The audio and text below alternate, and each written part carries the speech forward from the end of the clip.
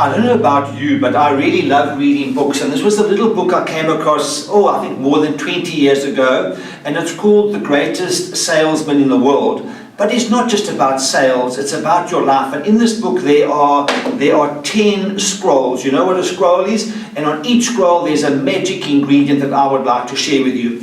But before I share the 10 with you, and I'm going to use a memory technique because I struggled at school. You know, I failed Standard 7, I failed Matric, and I struggled to remember things.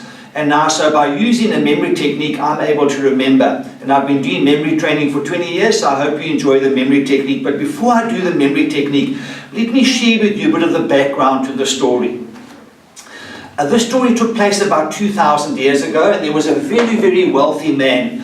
And this guy had a palace, and he had all these beautiful camels, and he had storehouses full of vases and rugs and beautiful robes. And the camel boy saw how wealthy his boss was.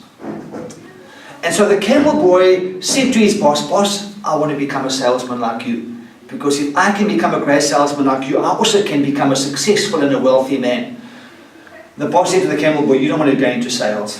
Sales is tough. Sales is not easy. There's a lot of competition, and so I'm just warning you, you don't want to go into sales." But anyway, the camel boy was very insistent, and he would not take no for an answer. So eventually the boss walked up and said, "Okay, here's a beautiful red robe. You take this red robe, and you head up the road here into Bethlehem and see if you can sell this robe. That'll give you a good feel as to whether you are a salesman or not." The camel boy was so excited. He couldn't wait. He walked the 5 kilometers up the road and entered the streets of Bethlehem and walked up and down the roads, and after 3 days he had still not sold that red robe.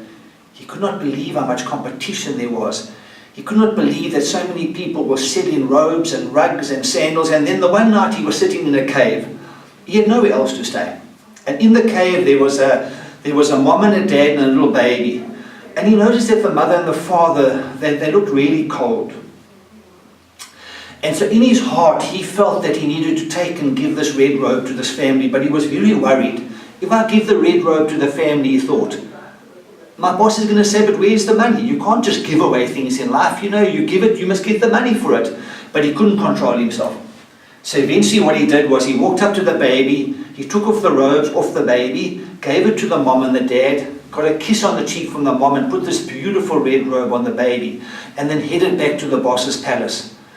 And on the way, walking back to the palace, this beautiful, shiny, big star was upon his head the whole way back. And the boss noticed the star was following and coming towards the palace. And as the camel boy stopped, the boss noticed this beautiful, shiny star shining down on this camel boy and said to him, "What have you done?"